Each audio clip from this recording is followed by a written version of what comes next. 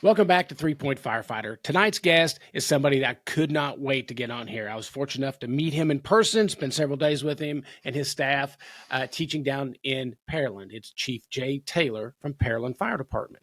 Now, Chief Taylor has been the chief of Pearland since May of 2022. And he comes there with all kinds of experience because he retired from the Irving Fire Department in Texas. And before that, he might have been a professional actor, author, presenter. He was an NCAA Division I football referee for over 20 years.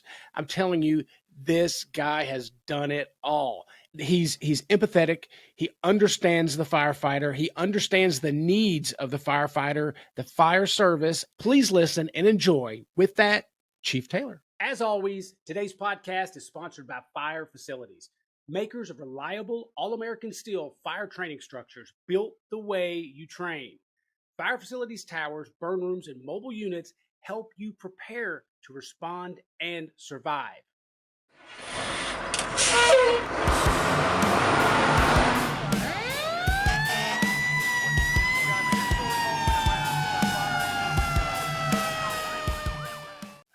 But he has a song called If I Drink One Beer. And it's now, not only do I listen to it every morning when I go to work, but like when I'm in the pool, everything, that song is stuck in my head. I have yet to tell him that, but yeah, I love that song. So anyway, they've already heard the introduction. They probably heard me brag on you already. So no. I know. It's great to have you on here, sir. You made a huge impact on me when I met you down in Pearland several months ago. So thank you so much for being on my podcast, brother. Well, thanks for having me. I'm honored. I've been listening to you, Jake, and getting an opportunity to meet you down here in Pearland in person and watch you do your thing with teaching your class and just getting to interact with you is, that was a great opportunity for me and getting to know you a little bit and starting to build a friendship and then follow that up at FDIC with our discussion there we had and a little quick podcast there at Fire Facilities. But it's going great down here still. Just like I said a few minutes ago, it's getting really hot really quick down here in the Houston area. So what you cut off for training then? If it gets that hot that quick, when do you all say no outside training? Well, when the heat index gets over in that 110s, it gets hot and gets dangerous. We have to really watch that. So we really are cognizant of making our training more indoors related. So we do a lot of inside tactical work and training that requires air conditioning, where I'm in a building right now that the AC is having issues too. So it's about 82 degrees. So It's a lot better than, over 100 index outside. You have to take your poison. Well, let's go back to FDIC. So me and a couple other people noticed this about you and your people. So I call you all lovingly the Pearland Mafia. Anybody's listening to my podcast, anybody that just listens to me, period, Pearland is probably one of my favorite places ever on the face of the earth, simply because the culture there is so good. The people there are fantastic, and I'm including Stroud, really, really good people. Of course, your AC is Jacob Johnson, and you two together are a powerhouse. So when we were at FDIC, now I've been up to FDIC before, and I will see chiefs. And hey, chief, what's going on? You up here by yourself? Oh, no, I got my other guys with me. They're out doing something else. Or I'll see a group of guys. Hey, man, what's going on? Oh, came up with our chief. Where's your chief? Oh, he's out doing something else. That wasn't the case with you. You had your people with you the whole time. To me, that speaks volumes of your leadership. So what's the secret sauce? Come on. It's got to be some complicated algorithm. I didn't realize it looked like leadership. I was just they keep me out of trouble mainly more than anything. But, I'm blessed here. I inherited a wonderful group of folks here. Curtis Burt, who I don't know if you've had an opportunity to meet, is my operations assistant chief. So I have two assistant chiefs, Curtis Burt over operations, who he's renowned in training from coast to coast and has been very prolific and given a lot back to FDIC over the years. And then Jacob Johnson, who I have as my administrative assistant chief. So, and with that and my division chiefs that I have here, we have a great team that I inherited, and I was just blown away. I've been here just over a year. May 16th was my year anniversary here in Pearland, and the team that I inherited and what we've been able to uncover here and move in the right direction is it's been amazing with the talent that we have, and in finding those talents and putting those talents in the direction that's benefiting our entire organization. So at FDIC with our group, we had a group of passionate folks that wanted to be at FDIC and very involved in. Some of them are on the trading committee, on the apparatus committee, PPE committee, you name it. So they have those passions that we put them in place so they can check out what the new technologies are and what might make us better and safer as we move along in the future, and how we can translate that and communicate and educate our city staff and city manager's office and elected officials on how these things are a benefit to us, and they become needs and not wants. So having those conversations with them helps them better understand what we're trying to get to as an administrative staff, to relay those messages in a positive vein so that it benefits our department and organization moving forward. I agree with all that. But they just seem to like you. Now, it's okay to be humble and say, oh, but I'm going to tell you from my perspective, having met you several times now, been with you several times, you're just a great guy. And the staff around you are great people, and your firefighters are great people. So, yeah, I mean, I get what you're saying, but you're just a nice guy. You get it. You're a chief. But if you and I were having a conversation and I had no idea you were a fire chief, and you told me you were a truck captain, well, if you said a truck captain, I'd be disappointed. But if you're an engine captain, I was. How can you say but you speak so articulately. You've written articles. You probably only on the truck for a year or two. That's what it is.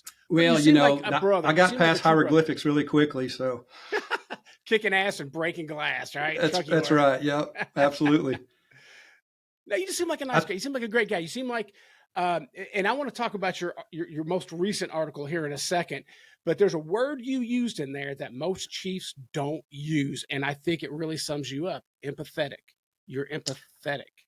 I agree. And I think that goes to that leadership portion and how I was raised, not only from my dad, who was an equine veterinarian and a professional cowboy, and all the coaches I had, playing football for 18 years and then growing up being a quarterback. And, you and I have talked about this. Athletics isn't your big passion. So no. You have your patent answers that you use around the water cooler that you think will get you out of any sports talk jam, which I've already found holes in a couple of them. No, sir, but please, come on. I'll tell you what, let's take a quick break. You're going to bring up any sports-related conversation. I will use my patented answers, and the people listening will have no idea that I'm a complete idiot when it comes to sports. So please, hit me with your best shot. Okay. Let's go with one. Let's see. Justin Verlander is going to be awarded his World Series ring tonight as he comes back as a New York Met to play the Houston Astros. What are your thoughts on that, Jake? You can say what you want, but I feel like it always comes back to coaching. Boom. That's a home run. I think that's a sports reference too. You got another one? Give me one more. I got another one I can fall back on. It is, but how do you see the difference between a manager and a coach? I have no idea what those are. It's simple. The manager wears a baseball uniform and a coach wears slacks and a polo shirt, I guess. So I have no idea. I don't do the sports stuff, but I got to tell you, I think it's great because those three points you have are awesome because it does it. Give me your other two. So okay, who's going to win the game tonight? What's that now? Who's going to win the game tonight between the Astros and the Mets? Okay, I already forgot my second one. So I already used the coaching one, right? Right. Okay. Okay, so the third one I keep forgetting. The second one, I need you to bring up somebody specific. Good or bad, bring up another name that's specific for my second one. Okay. How do you think Dak Prescott, is going to perform for the Cowboys? Let me ask you this year. What was his numbers last year? They were better than his performance. So his numbers were better than his team's performance. But that's a good one. That's a good one because that creates more conversation. But that'll get you in a jam. It'll get you somewhere where you can't answer a question and you get put in a jam if you're not careful. You've got to get out of it real quick. And that's a long time ago. One of them was offense, defense. That was the thing. When anybody brought something up, I'd say something like, well, you say what you want. It's all about offense. And like, we're talking about something. So I've screwed myself in the past. And every morning I wear a University of Cincinnati's a pullover to go to the gym. Because my daughter is going there. So I'm just supporting my lovely daughter. Yeah, as you should. I've been stopped and they're like, "Hey, what about that quarterback?" And they name his name and all this stuff. And I'm like using my questions. And if they keep talking to me, they realize I'm an idiot. And then I just kind Hmm. of walk away. So yeah, Yeah, I'm not a sports guy. Never have been. that's okay. That's But you would okay. know because of my perfect answers. Right.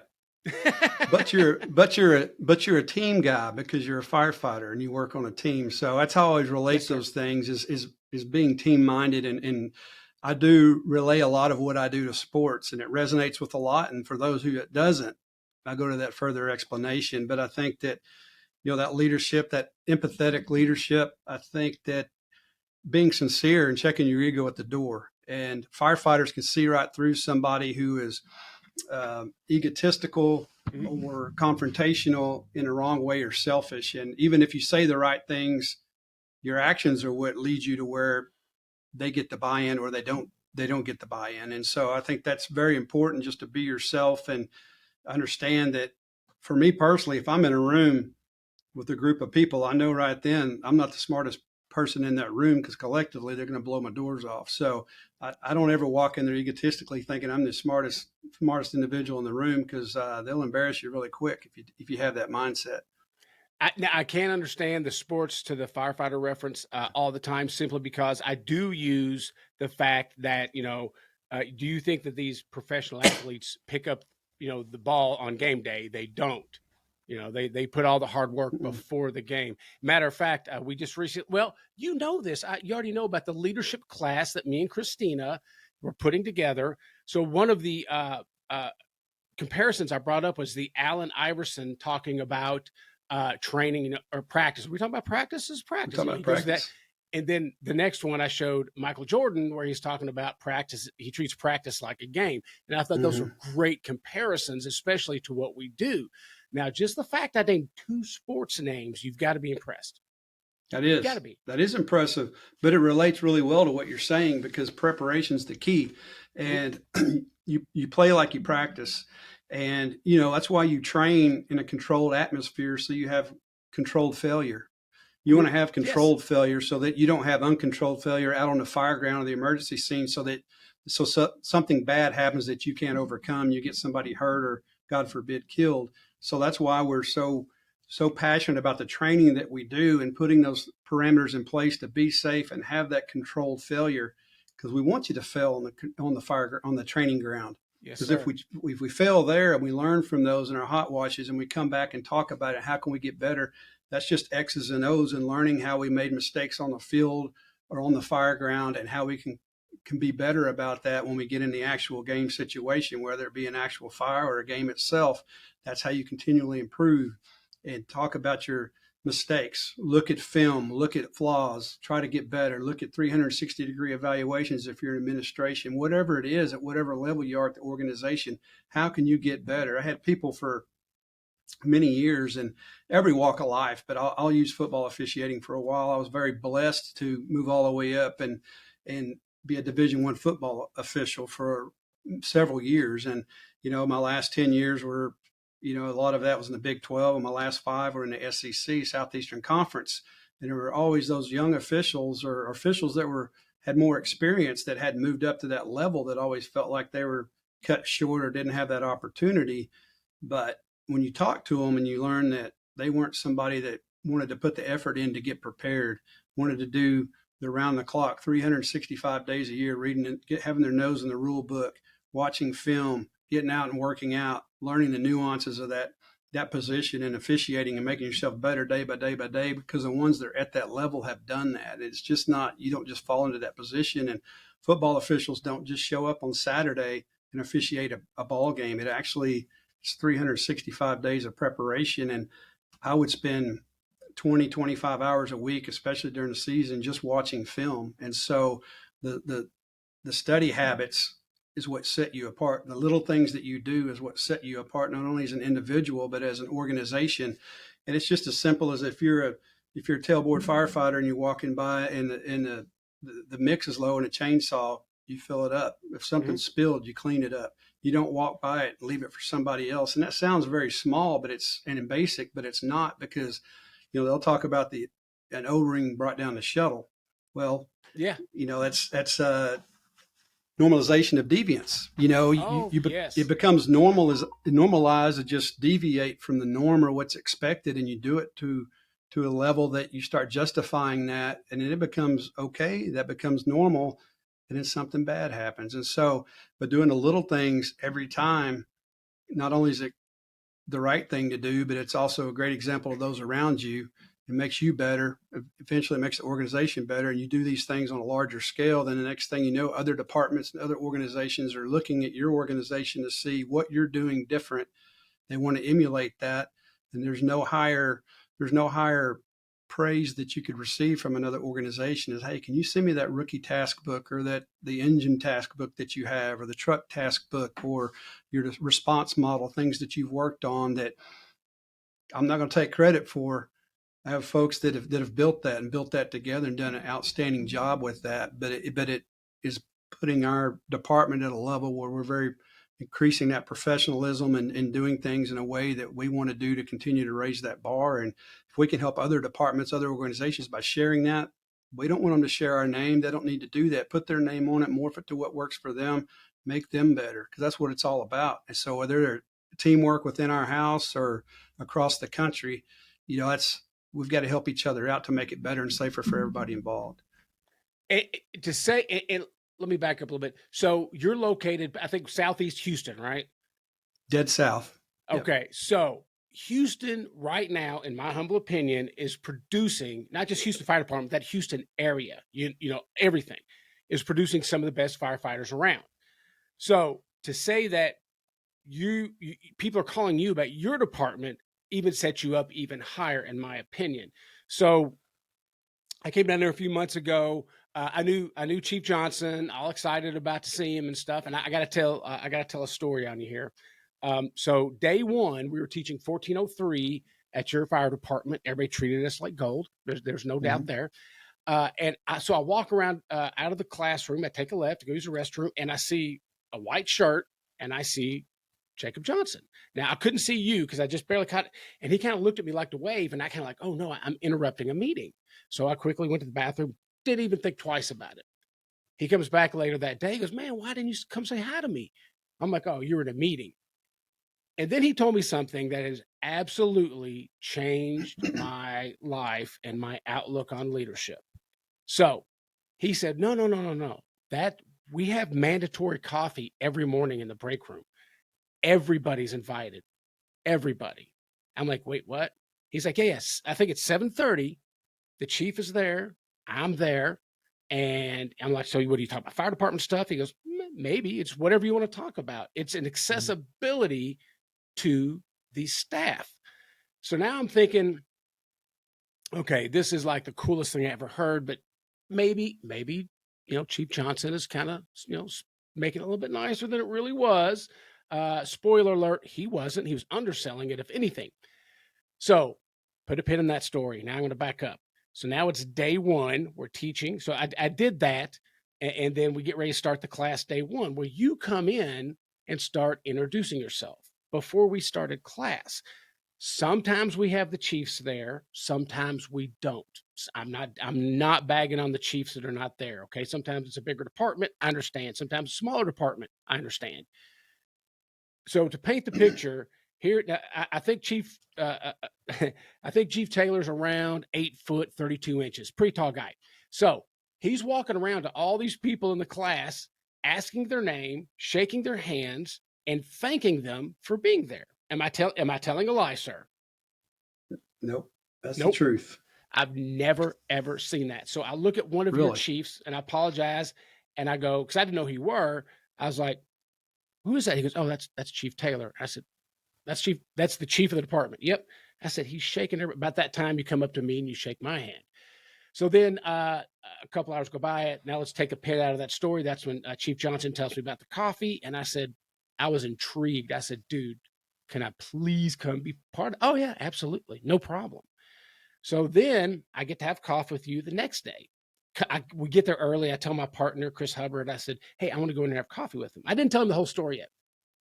I sit in there, and it was the most amazing leadership tool I have ever experienced. And I wish I liked the vocabulary. I like the imagery. is just sitting down with the staff talking Some of about, that vocabulary probably doesn't need to be repeated, but that's okay. did I curse? No, I Oh, just you said mean in that? general, some of that vocabulary might not Yeah. need to be Yeah, yeah, repeated. yeah, yeah, yeah. So then I go back and I tell Chris that night. Now Chris is all excited. Chris Hubbard from Hanover Fire EMS. Hmm. So he shows up the next morning. We get up early, all excited to have coffee in a little break room with Pearland's admin. And people came in and out. People said, hey, people asked questions. And then me and Chris are just in heaven. We're just like, I can't believe that this is happening. It's such a simple tool. Again, empathy and connection. Your staff has that. And the thing that I like the most, remember me telling you about the Ferrari analogy. So I'm sitting there just smiling the whole time, just watching this amazing leadership tool playing out. And I told you all, I said, do you think people that own Ferraris ever just walk out to the car one day and go, holy cow, how lucky am I got a Ferrari? And to say, I hope that the brothers and sisters that work with you walk past that every morning and go, how cool is this that I have this access to the chief to ask him about fire department stuff, football stuff, which I think has a football net, and then, or his acting. I mean, it's just such a great accessibility. And I'm underselling it, and I apologize. Tell me about that and how that began, because it is an amazing tool. Well, it actually began when I was in Irving as an assistant chief, and I think it kind of was a happy accident, as I like to call them. But our logistics, we had a big table down there, and in the mornings we'd migrate down there to talk to our two logistics quartermasters, and it was an informal. We called it no rank hour, so we would just sit down there and visit. And I'd venture to say that Chief Conley and the guys to this day still do that. What's a little bit different here, and some of the troops in the field would stop by from time to time because they may be coming back to switch out a uniform or something like that. The difference here is when I first got here, um, it wasn't as much of an open door policy. It was a little different than how I operate. I'll put it that way. But when I first got here, I took it for granted, and I just went in and sat in the break room my first day and got a cup of coffee, and I'm sitting in there. I'm all by myself. And then the thing about our fire admin here, it's where all our in-house training is. So the crews come through here. Well, crews started migrating through, and they'd peek in the door and, hey, Chief, how are you? And just keep going. Say, now come on in. Well, they were very hesitant to come in and talk. And eventually I said, come on in. There's no rank here. It's no rank hour. Come on in. And we would start talking. And so over time, it's morphed into, and you saw it. We may have on a Friday, depending on who's in or out, we may have one or two people in there. And there's been times where we have standing room only. And even though the fire marshal is in our building, he doesn't hold us to it. But we've had, 18, 20 people in that room and laughing and laughing so hard you're trying to stay off the floor, depending on what you're talking about. But at the same time, we may talk about a little bit of business, or somebody has a question about something, a question or a concern or an idea. Some great ideas have come up through sitting there at the table. And so what has happened with that, it kind of breaks down that linear, especially your less experienced firefighters. They're afraid to say something. I'll grab them and bring them in there. What do you think? Where are you from?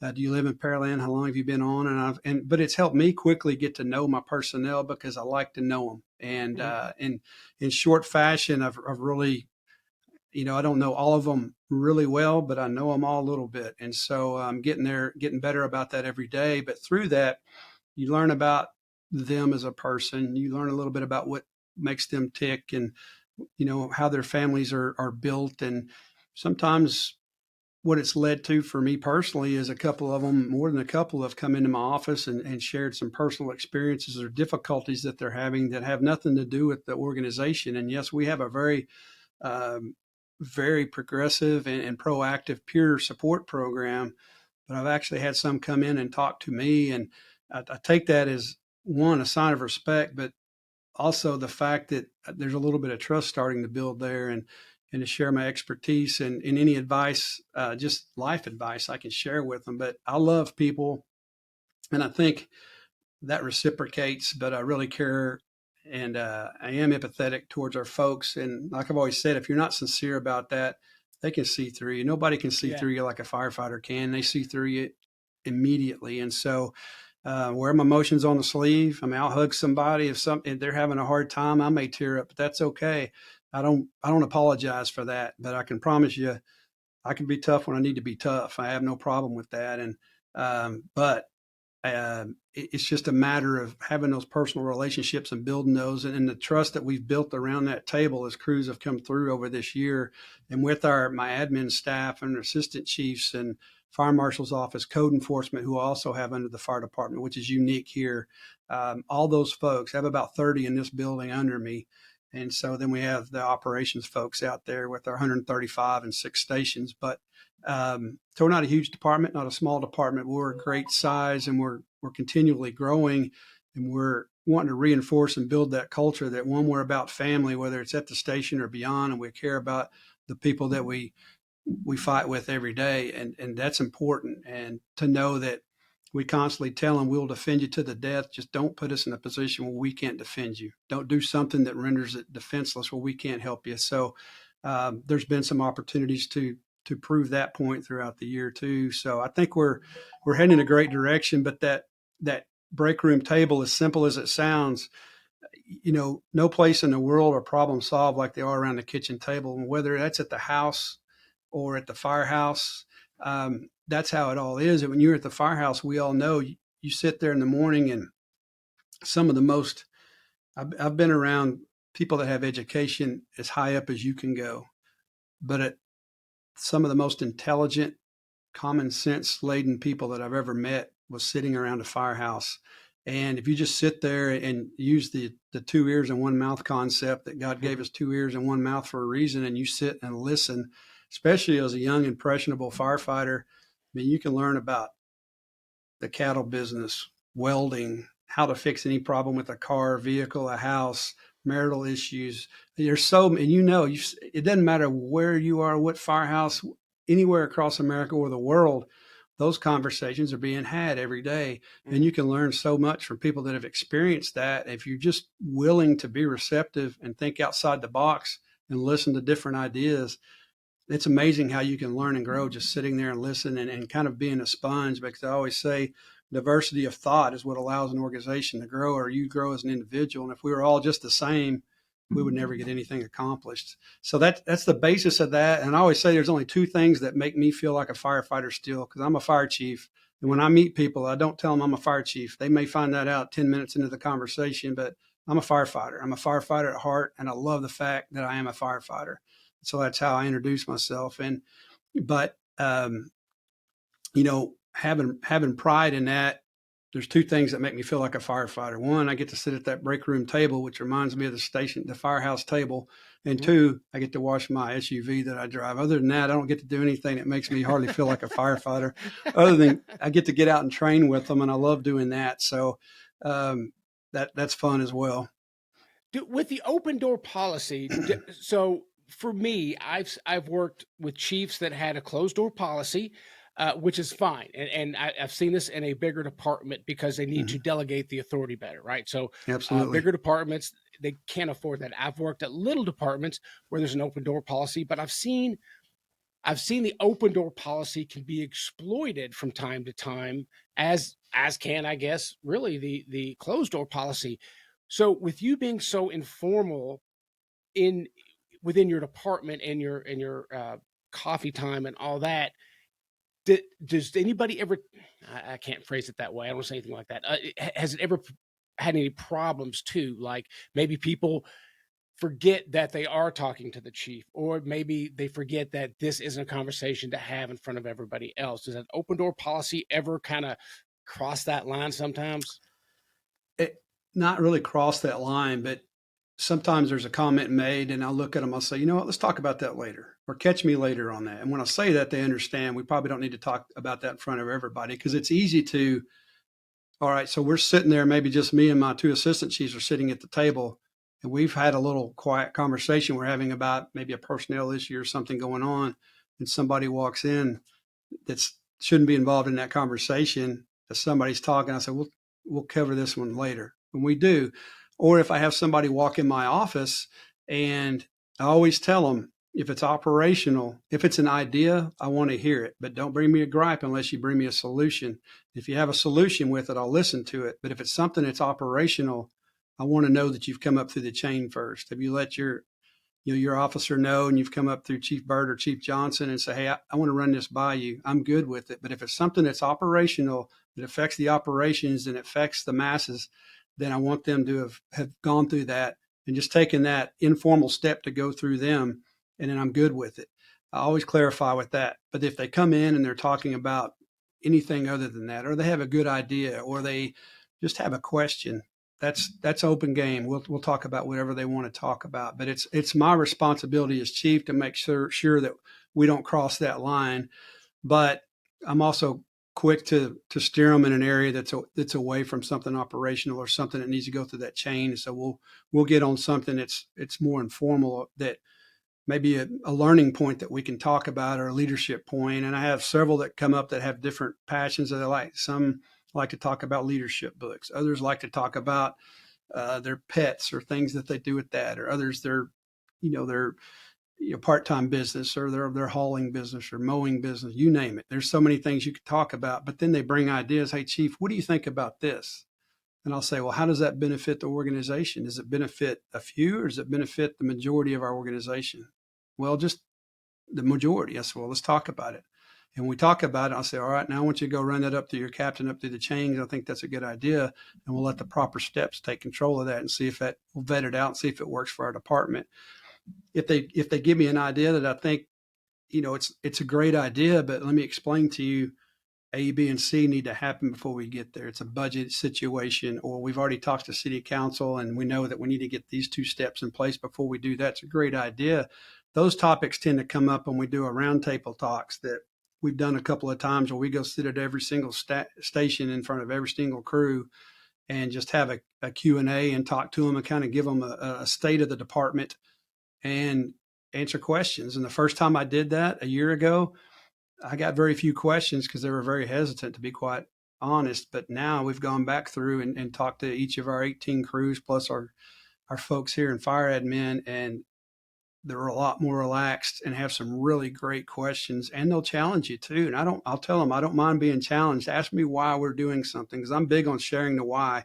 Mm-hmm. And if you don't feel like you have a good perspective of why we are doing something, then we'll get better about that. But let me explain that why. If you don't understand it, here's why this is occurring. Here's the backstory to it, as much as I can share, depending on obviously what that situation is. But I think that a lot of the time, folks in the field, we've all been firefighters. We'd like to know everything, but there's some things we just either can't know from a liability standpoint, or just don't need to know. But we can still, as chiefs, still share the why on a global scale and let them know, here's why we're doing this, and explain to them why we're doing it, how it benefits everybody. And usually 9 times out of 10, when you do that, you'll get a couple of follow-up questions, and then they're good. They just want to be heard, and they want to understand it. And as firefighters, there's 2 things we don't like, and that's changing things the way they are. You've heard people across the world say that, but it's so true. Yeah. And we like to scratch it and sniff it and kick it around a little bit and taste it. And if it doesn't kill us, well, that's probably okay. So to kind of expedite that, we just try to share that why and just talk to them on a personal basis and let them understand, here's what we can do. Now, can you do that every time? No. There's times I have to send an email out to the masses, or I have my operations chief or Chief Johnson send that out to explain something as best we can. And as everything happens, we send something out where it's a promotional process, that here's our new promotional process. We're trying to do this to make it fair for everyone. But there's 135 sets of legal eyes out there, so they catch every P and Q. And even though you're trying to do it as perfectly as possible, we aim for perfection, but we hope for excellence, because you're never going to be perfect. And we're going to make mistakes, but we try to limit those as much as we can and correct them to the benefit and to the best interest of everybody involved. So as long as I think they're seeing that we're trying to do it in the right way, and our focus is on making it a better place for them, a more fair, equitable, professional organization, we're going to continue to take that upward trajectory. I think that's working well for us so far, but are we perfect? No. And if we think we are, we're in trouble. But you have to check your ego at the door and be willing to say, you know what, I kicked that one. How can we do that better? Or if I have an idea that's just a bonehead idea, I'm not afraid to come back and say, you know what, calf rope, that didn't work. I'm taking it back. Let's reevaluate that and put that back out. It's okay. You don't want to do it every day. That's a problem too. But every now and then there's a mistake that's made. But we don't want to make a habit of it, obviously. But you just have to be self-effacing and be able to say, I kicked that call, I kicked that decision, and let's talk about that and let's make it better. Or that was bad altogether. Let's just pull it back and regroup and go down a different road. It was evident to me that you and your staff were that way in a lot of ways. The empathy for one, right? Your understanding of the different generations. You've said it several times about the why. Got to know the why. Well, that's a generational thing. So you embrace the generations. Also, you develop a very good culture. I mean, you all the buzzwords that people are trying to do now, it seems to me that you and your staff do almost effortlessly. So, for those who don't know, me and Christina, I don't know how long ago this was, our goal was to help improve the culture of our department. So, like, I just come back from visiting you all, and I said, "Hey, Christina, I experienced this, all the stuff that I said," and she's like, "I really let's talk to them." So we were able to Zoom with you and Chief Johnson, and she got to experience, because her only experience with the fire department pretty much is us, and not that that's a horrible thing, but if you want to help a culture get even better, you need to look around and see what else is out there. And I think you all provided that for us. Now, here's what blows me away. I go there, and me and Chris Hubbard are like, Chief Hubbard, like, this is a really nice department. People are happy, good culture, good chief, good blah blah blah. But come to find out that you all had a culture change over a year. Nothing horrible, nothing like miserable, but you were able to take what culture they had and even make it better. Was that something that you knew you had to do, hit the ground running, or did you experience that saying, hey, we're at an 8 or a 9, we could ramp it up to a 10? So what was that like? I knew when I came in and was blessed to be offered this position, that there were some issues to work through from a cultural standpoint, and it had to do with a lot of interaction between the field and the admin staff that was here previously, good, bad, or indifferent. But there's some culture issues that need to be addressed, and I knew that I needed to come in and show them that when I walk in the door, I'm just another guy in a white shirt doing this. Another guy with bugles on my collar, and so they don't know if what I'm saying has any validity to it, or if I'm going to actually walk the talk. They don't know that. And I told them that. I said, you're looking at me right now thinking, I wonder if this guy has any merit to what he's saying. But I'm going to tell you here's what's about to happen with this organization. And it's not because of me. It's about what you're about to accomplish. You're about to see how talented you are. We're going to run in a direction, and we're going to start implementing things that make us better as a department. Your passions are going to be built upon. We're going to find your talents. We're going to start building this department and running with it. Our social media that we've never had with this department in a positive way, we're going to put that out there, because my job as a fire chief is to shout your successes from the rooftops. That's what I do. Whether I go to a civic group, I go to the elected officials, or I go to my city manager's office, my job is to inform them how great you are. And I take that personally, and I don't miss an opportunity to do that. And that also goes to social media. I know you follow me on our our Pearland Fire Department Facebook, and then they also have an official Pearland Fire ChiefJ.Taylor, which is a long one. But so I get on there and talk about what we're doing, where we're going. But through that, I also allow them to use your social media. Use your social media to share the things we're doing, share the pictures from the fires, talk about what we're doing. Because what had started happening, what I'd seen was we'd actually lost a few people before I got here and right after I got here that had nothing to do with the change in leadership. It had to do with, I want to go fight more fires at this department, Department A, when really, in essence, they saw it on social media. And when you go to that department, you're only at one station, one shift, one part of town at the time, and you're not fighting all the fires that they fight. They're not fighting any more fires at that city than we fight here in Pearland. And there's been 4 or 5 that left, and 3 of them have come back and realized that the grass wasn't greener. So once we've opened that up and people started seeing what we're doing, I said, you're going to see our recruiting change to where we start improving the quality of candidates that we get. And again, it's not going to be because of me. It's going to be because of you, because candidates aren't going to contact Chief Taylor. They're going to contact Firefighter Joe and say, hey, why do you like it there? Or do you like it there? And they'll know real quick if it's legit or not. And they'll tell them if that person contacting them is worth a damn. They're going to bend over backwards to get them signed up and show, here's the link. I'll send it to you. I'll get you signed up. But to be quite honest, if they're not worth a damn, they'll say, I think it's on our website. Good luck finding that. So our folks are bringing in great people, and they're our grassroots recruiters. It's the best thing we can do. Then we've also partnered with a couple of colleges here locally. So they do their probationary firefighters when they're going through academy. They do their burns here, and that allows us to have some face-to-face time and kind of and have a recruiting opportunity there. We're also partnering with departments around us that don't have the availability of a facility like we have. So we're bringing them in and training with them and those surrounding departments. One, it builds relationships between both departments because we mutual aid with them, but also it allows us to grow that and cultivate young talent that may want to come work in Pearland someday. So it all builds on itself. But quickly, the last two exams we had are just amazing, the amount of talent that we have. And we're just about to hire 3 right now. So off our last test, but we're really the level of talent that we're getting in here is just amazing. It's because of what they're doing, and that people are seeing what we do, and that, in 2007, we hired our first 18 professional firefighters. Before that, it was a volunteer department. So this department, it's in its infancy. We're completely a career department now. Yeah, we're a brand new department in our infancy, and we're a fully career department now with 180 in the organization and 135 firefighters. And that's something that there's been a lot of growing pains in a short amount of time. But now where we're at now is the happy challenges, as I call them, of, the last 10 to 12 years, the previous chief was adding firehouse, adding personnel.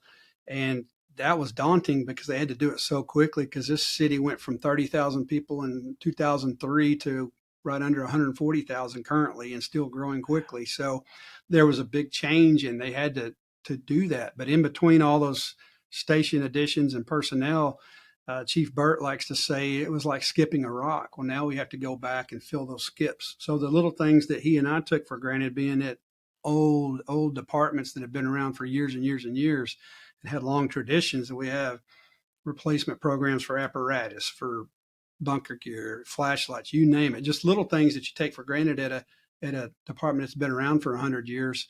Those are the things we're putting in place here, because so much had to be done so quickly to keep up. And so it's changed the gears now. Last year was fast and furious. We're adding some staffing to get us to the right ratio. We need to be more at a 1.2 to 1.3 to 1 ratio for every position, where they had to hire at 1 to 1 through those years. It's put us in a kind of a daunting scenario where the mandatory overtime is crippling, but we're overcoming that. We've educated not only our finance staff, city managers, elected officials, that 1.2 to 1.3 to 1 ratio puts us in that sweet spot, that it has just enough healthy overtime, but not too much. No overtime's healthy, and too much overtime is not healthy, but you need to find that sweet spot to see what works for your municipality. And I told them, within this range, let's see what works for us. And we think 1.2 to 1 works. So we have 42 butts in the seats every day that we have to have. And when I got here, we had 43 assigned to 2 shifts and 44 on the other, but we let 5 off every day on accrued benefits, leave. So you're already in the hole by 3 before you ever start the shift. 49 at a minimum is where we need to be. So that education is taking place, and now we're at 45 across the board, graciously, because of our city council understanding that need, and we're working towards that 49 per shift. And then we've just passed Firehouse 7. It's coming on board soon, and they're going to hire it at the correct ratio so that we don't take 1 step forward and 2 step back, so to speak. So it's just constant education and pushing a mantra and talking about what are the needs of our department, not the wants. And I correct it, and I'm quick to correct folks. I had a lady that was at a council meeting recently, not an elected official, but she came up, she said, I hope you get all the wants that you have on your list. And I said, well, ma'am, with all due respect, they're not wants, they're needs. I said, we don't ask for wants. I said, we have empirical data that back up what we asked for. She goes, oh, I mean needs. I said, yes, ma'am, they're needs. And so, because she had spoke against it, but then came right around to me and said, I hope you get your wants. I said, they're not wants. These are needs. It's going to She make you spoke safer. against it? She actually spoke against this point last year, and it was budget and raising taxes, and you have folks that voice those concerns, but then immediately came over to me and said, off camera, I hope you get those things that you want, your want list, your wish list. And I said, ma'am, with all due respect, they're needs, they're not wants. We have empirical data that backs up every one of those points, and I'm happy to discuss them with you at any point. And I said, I also appreciate the fact that you took the time to speak your mind, because you have that right. But I'm happy to share that data with you at any point. And so actually she and I have hit it off very well since then. And we've had a lot of great conversations because of that. So you can't be afraid if somebody has a differing perspective. Just be calm and relaxed and share your data and answer their questions. And now you don't mean today, in today's world, right? You can't be friends with somebody who has different beliefs than you. Come on, you're not saying that, are you? I am. You can. Yeah, you the trick box right there. I just kind of threw you right in there. That was a 1-2. You can, and you have to, and you have. My job as a fire chief, if I'm doing it the right way, because I'm not an elected official, I'm not a sheriff. That's a different animal than what I am. So I'm an employee. I'm an at-will employee, but I am a fire chief. So if I'm doing my job right, I'm just like a good professor at a university. If I'm doing my job right at the end of the semester, you should not know where I fall, where my beliefs are. I should share both sides. It should make you think about both sides. You should not be able to look at me and say, this is where he stands. If I'm doing that, I'm not operating the right way. So I think that as a chief, I can't impart that. I've got to be open. I have to be diverse in thought. I have to be receptive of anybody that comes my way. And, that's one thing I think that helped me so much as a football official for over 25 years, is that we had to be the calm in the storm. And it's no different than being a firefighter out there, whether it be an EMS run or a fire call, anything that's difficult that we come across when people are agitated and you see them, it's their worst day in their life. You have to be the calm in the storm. And so when I dealt with multi-million-dollar football coaches, and I talk about that in one of my articles, but these multi-million-dollar coaches, their lives are predicated on the decisions of 18-year-old men, boys. Yeah. So any of us that have raised boys know their frontal lobe doesn't fully develop till they're 25. So anything you put in front of them until that point, you don't know what's going to happen. So you can prepare them as much as you want to prepare them. And then you get under the lights with 90,000 people, you don't know what they're going to do. And so you have to approach it that way. And I think that you just have to mentor, foster, continually positively reinforce, but hold them accountable. Let them know what the expectations are. Be clear on those expectations and hold everyone accountable, including yourself. And I think that's what you have to start with at the end of the day. Absolutely. You brought up your most recent article, which I want to tell everybody I got to read. I didn't memorize it. I apologize. But in Firehouse magazine, as the chief, changing or enhancing culture starts with you. So right off the bat, I was intrigued. I believe, were you working on this when I was down there, or did it already come out when I was down there? I can't remember, but it had already come out. I actually wrote this one day in December. I was in the office and I'd been thinking about writing. When I write, I think about it in my head for a while, and then I just basically spit it out and refine it and send it on. So that, I think I sent it to Firehouse right at the end of December. And then about the time you were here was about the time they were about to publish it. Oh, it was right after you were here, actually. I'm probably the reason it got published because I was there. Is that what you're saying? You're giving me up? I think so. I think so. That Peter Matthews knew you were here, and he thought, you know what? That's the part. That's what I was looking for. So that gives Jay some credibility. So I could see Peter Matthews going, Jake who? Freepoint what? It's a great article, and I got some of my favorite quotes in here. And if you listen to my podcast, I try not to read people their own words. It makes me uncomfortable. But there's times when people just knock it out of the park. I think that's a basketball reference, Kobe Bryant, baseball bat, whatever. Um, Yeah. you wrote, leadership is only as good as the person charged with responsibility for the entire organization. The unfortunate part is that the person in charge isn't always a leader. Gut punch, Reddit, gut punch. To me, and I'm not asking you to give me a whole lot of background on this, but I can't imagine that everybody you've come across in your career has been a fantastic leader. So that line had to come from something other than yourself, maybe a little bit from yourself, which lends its is my next thing. Sorry, I stumbled there. My next thing is that everybody can teach you something. It's either how to Mhm. do something right or how to do something wrong. So when I read that, it seems like to me there's a lot of history behind that one sentence. What can you tell me a little bit about that one?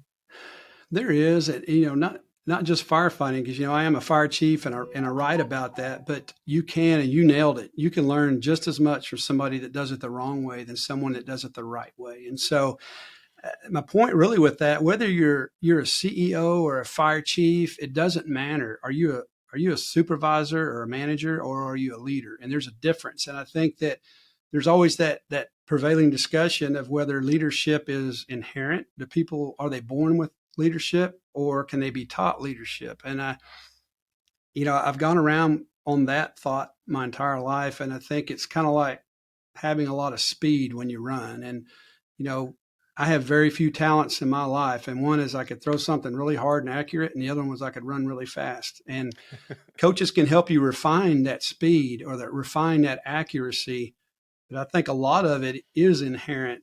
So I think for some people, the leadership perspective is easier to gravitate towards, but I still think you can refine people that maybe don't have that or weren't subjected to that as they grew up. I think I was blessed to have a dad that this is how I was taught. What I do now, what I emulate is how I was raised and how I was taught. It was the cowboy way. You treat others the way you want to be treated, and it's just the cowboy code. You treat people the right way, and you get bucked off, you get right back on. You don't gripe about it. You look how look at yourself and say, I got thrown. I'm not going to get thrown next time, and how can I be better about it? And that's how I was raised through that. I had great coaches that not only in track and football, basketball, all the way up through college, but so I was blessed with a lot of leadership skills. And then in officiating, I came across some great leaders. And in officiating, the thing about that was one thing that I was drawn to football officiating was there's so many similarities between the fire service and football officiating. The way we operate as a team. Nobody leaves anybody hanging. If you watch football officials, the goal on a football field as an official is to get the call right at all costs. And so I was kind of known as being a fixer as a field judge. And so I always looked at the wide angle. I had all 22 in my vision, all 22 players. And if there was another call on the field, or a punt return, and I see that it's a side block, and I see a flag come in, and I know that that's probably for that block, I'm immediately going to that official after the play and said, "What did you have?" "Well, I had a block in the back on 22. Pick it up. It was a side block." And we have enough trust with each other that we don't even discuss it any further than that. It should be, pick it up. It was a side block, and they should have enough trust in me to know, all right, and they do that. And so we're the same way in the fire service. We pick each other up, and we make sure we get it right at the end of the day. And that's what gravitated me towards that. But through that, I met people in different walks of life that I may have never come across. So I've met CEOs from you know Fortune 500 companies, and attorneys, and firefighters, and police officers, and school teachers, and from every walk of life that are football officials. And to meet these people from different parts of the country, and from the different parts of the world in some instances, and travel places I never thought I would travel to. I never thought I would be flying across to Hawaii to referee a football game and being paid to do that. So that was a blessing, but I always look at learning experiences as how does it make me better in everything that I do. My dad always told me, if you walk off the football field and you didn't learn something, you wasted a day. The same thing at school or anything else you do. So I take that approach with everything that I do, that if I haven't learned something today, even at my age, I'm 56. So even at my age, if I don't learn something today, I've wasted a day. There should have been something I could have learned. It may be something very small, but I think that's important to always have that mindset of continual growth and continual professional development, continually pushing your education and training, everything you do. Just how do I get better? And that's what I always say to folks. It's kind of one of my things is just get better. And I learned that from a fellow football official that when people gripe about stuff or they didn't like the fact that they got an incorrect on a call they made when the film was graded, you just look at them and say, get better. And really that's what it comes down to. So you've been indoctrinated into leadership way before you got into the fire service. So you've just carried over what you've learned about what you've been taught by your dad and then your sports. And I guess it's just easily translated into you leading a team one way or the other. So that's got to be amazing. Now, let me ask you this, though, real quick. You got to be honest. Can I trust you to be honest? Okay. Yeah. You played sports in high school. I was in band in high school.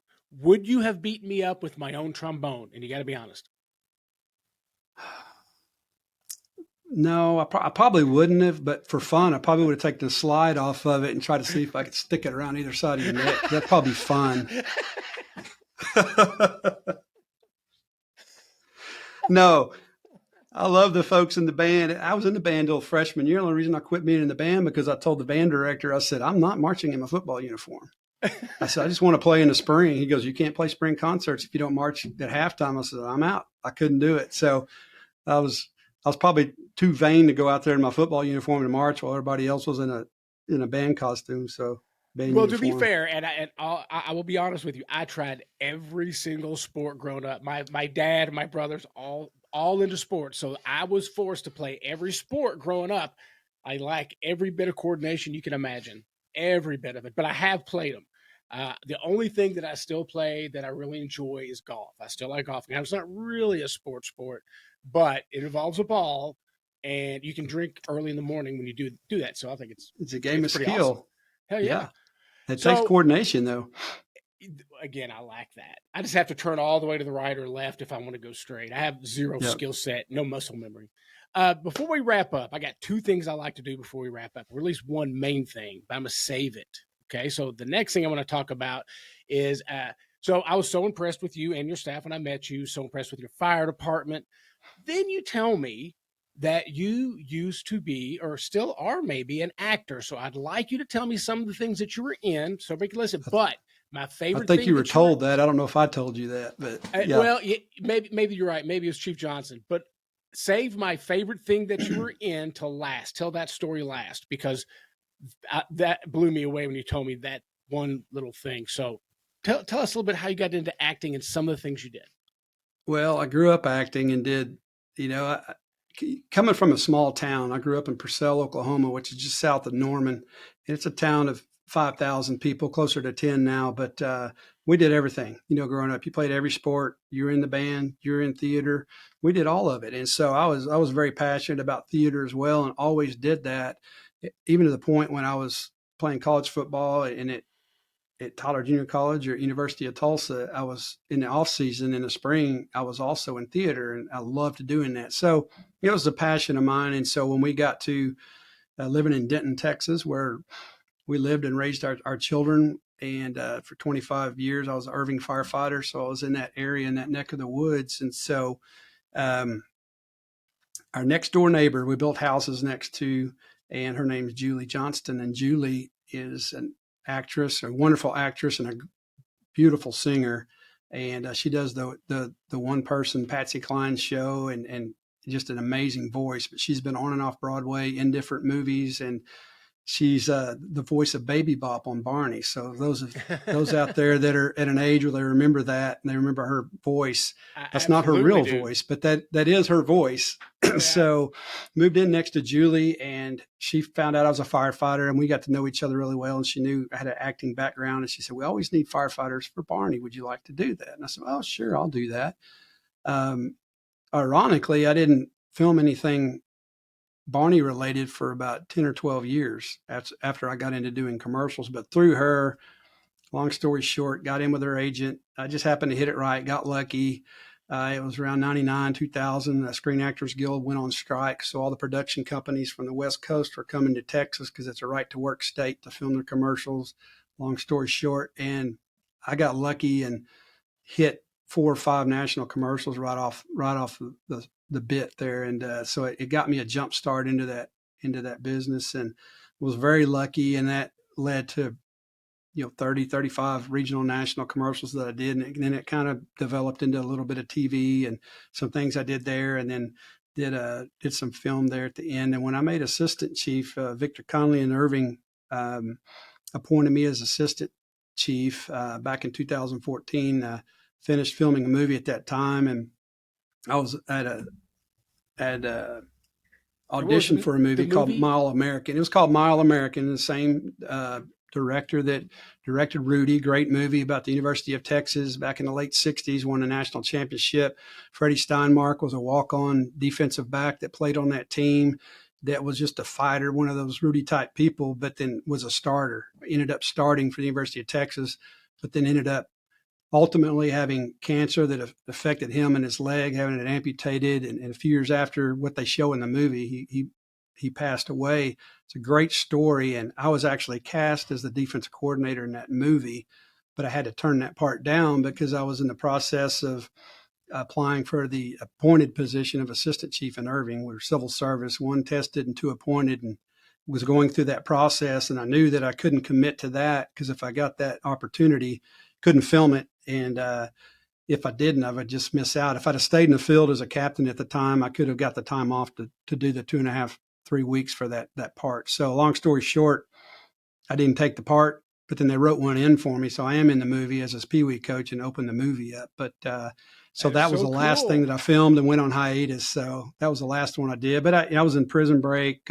Friday Night Lights, the TV series that you may or may not have seen. And then a lot of people know that I was in Breaking Bad. So I played Officer Kavanaugh in Breaking Bad and had hair. That was before I shaved my hair off. So Walter White and I, Bryan Cranston, interacted, and the scene that we're in is Nola Contendere is the name of the episode. And it's those that are, Breaking Bad fans, it's right after Wayfarer 911, the plane crash that occurred. It's the episode after that, and he's driving that putrid looking Pontiac Aztec, that green vehicle that he drove, and he's driving through the desert, and he's singing "Driving Through the Desert on a Horse with No Name," and he has a cracked windshield, and police officer turns around, spins around, and pulls him over, and that's me. And we what's fun about that is Bryan Cranston.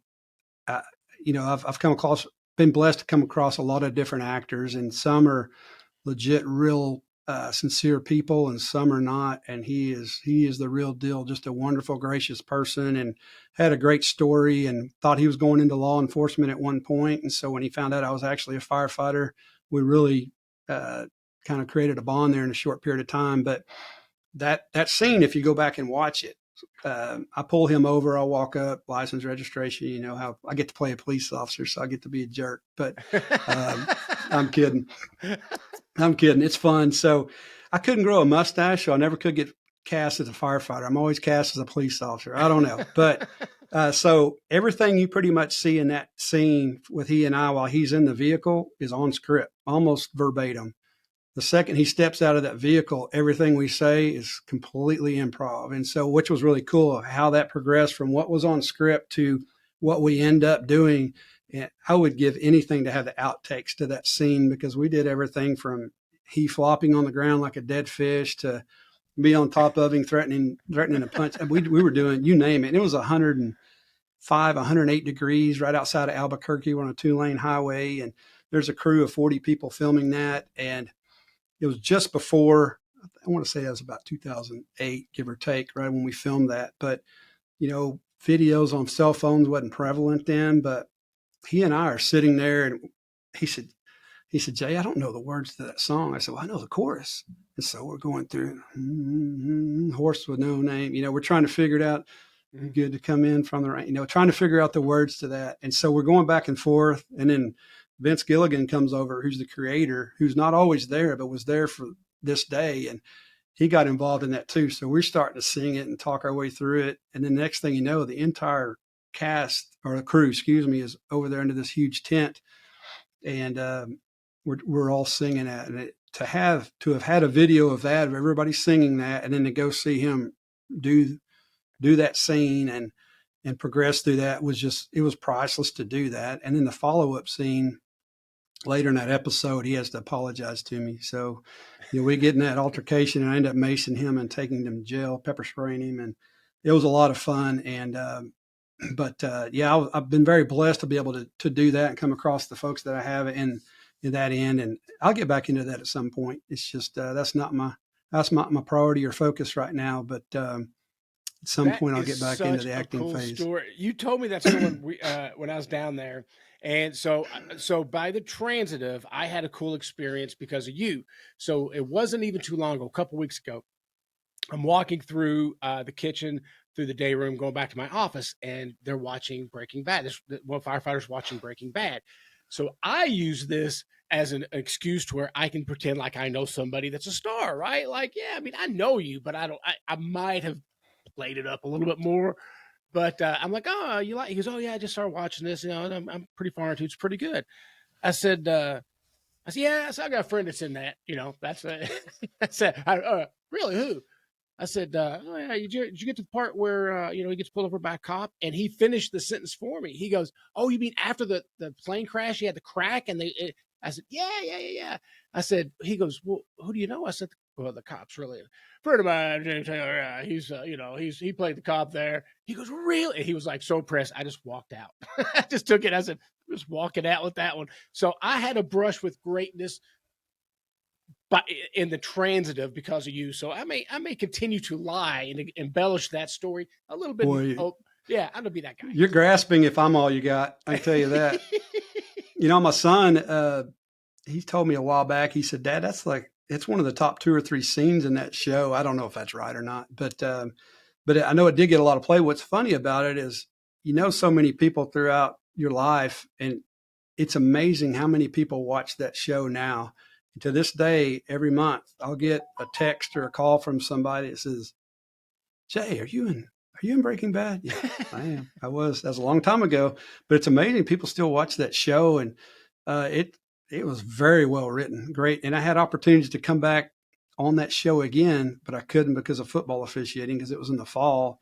And then they spun off with Better Call Saul, and they asked me to come reprise Officer Kavanaugh on that as well, and I couldn't do it because of football. So I hated that I missed out on those opportunities. It would have been a lot of fun, but just to have that opportunity and to work with Bryan Cranston and the crew there, it was he was. I'm a big fan of him just because of the type of person he is, because he's a really great, sincere person. Yeah, that was one of my first questions. I remember we were there. I was like, look, because I didn't really want to ask you because Breaking Bad is one of my top. I'm gonna say it's top three for sure, without a doubt. You got The Wire, and then you've also got Sopranos.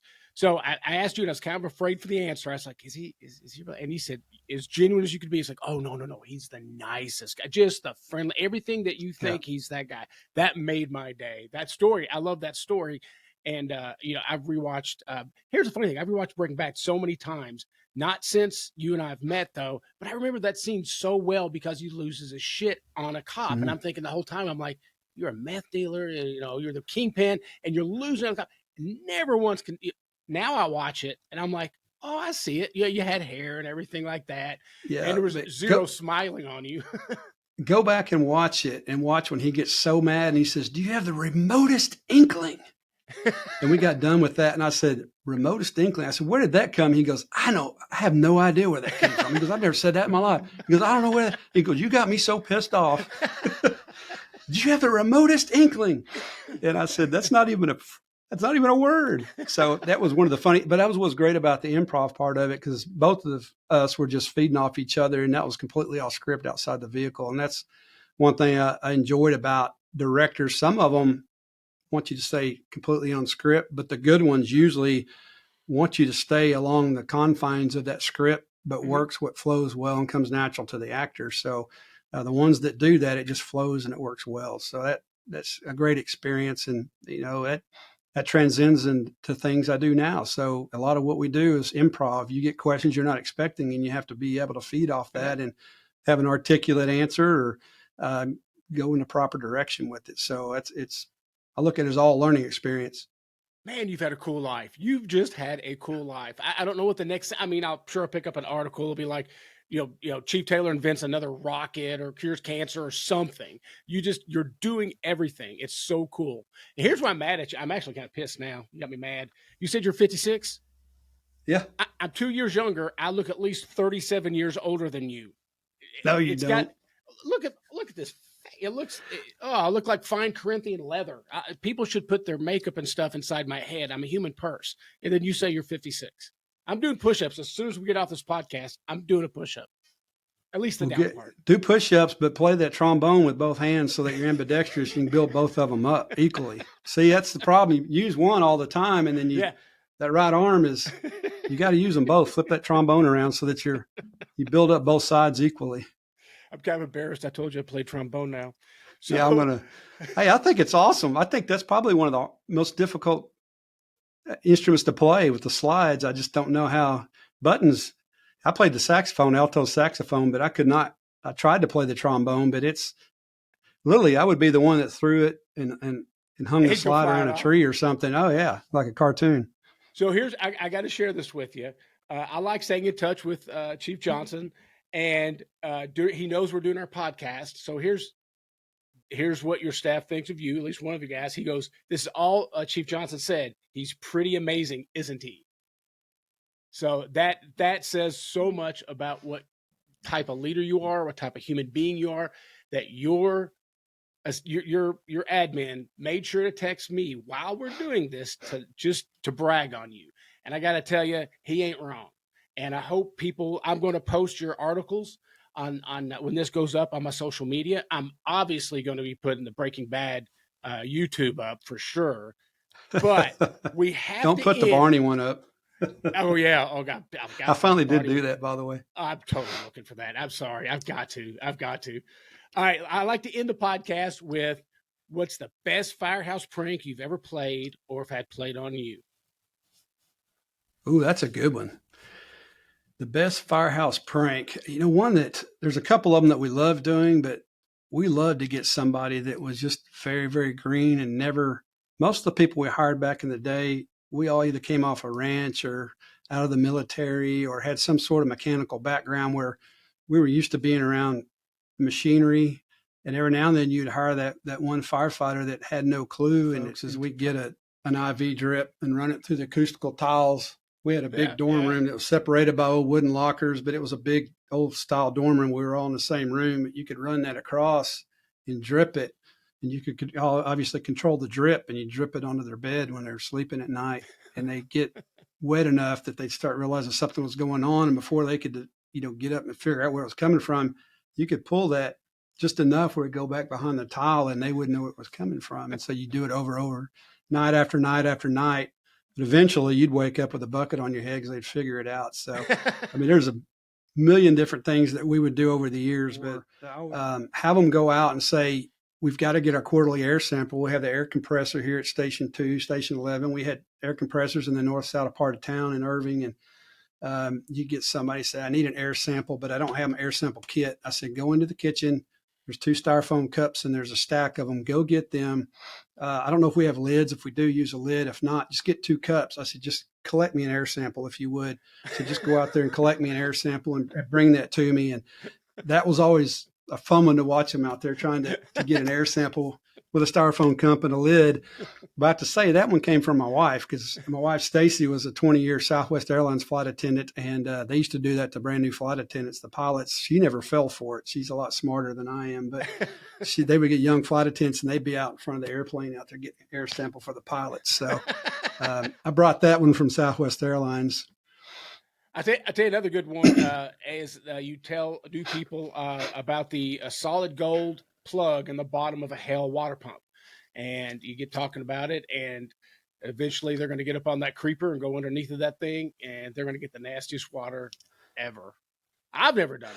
I would never. That's a good one. And so we used to have the hose racks, and they weren't the vertical racks. We had actual chain link hose racks. We'd wash and dry hose, do all that.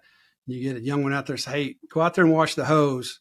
Here's the creeper. Need you to wash also make sure you wash the backside of the hose. And it was always fun to see the ones that would actually flip the hose over and wash the backside of the hose, or if they get the creeper and go underneath part of the hose and try to clean the hose.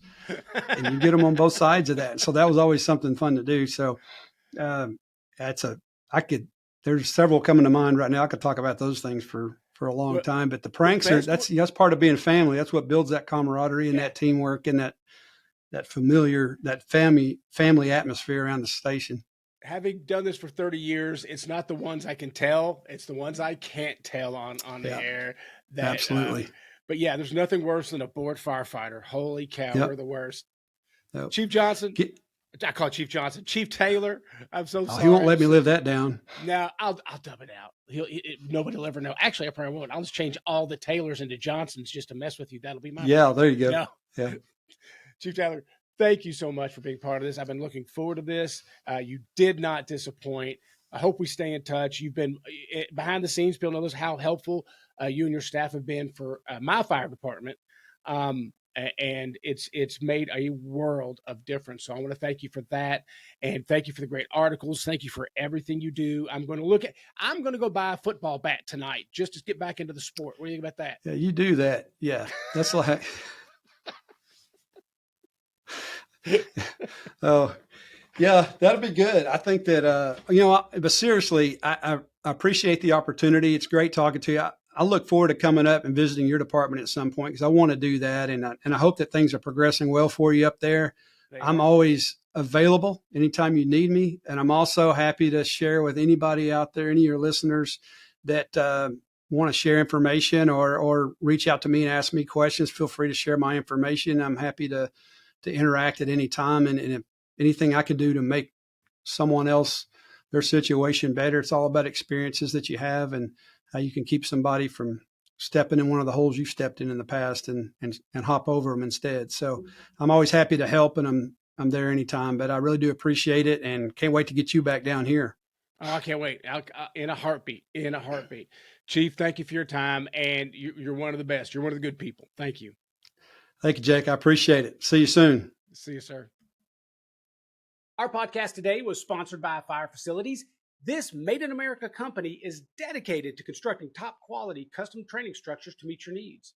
Make your training count with all steel structures that are made to last. Visit firefacilities.com for more details.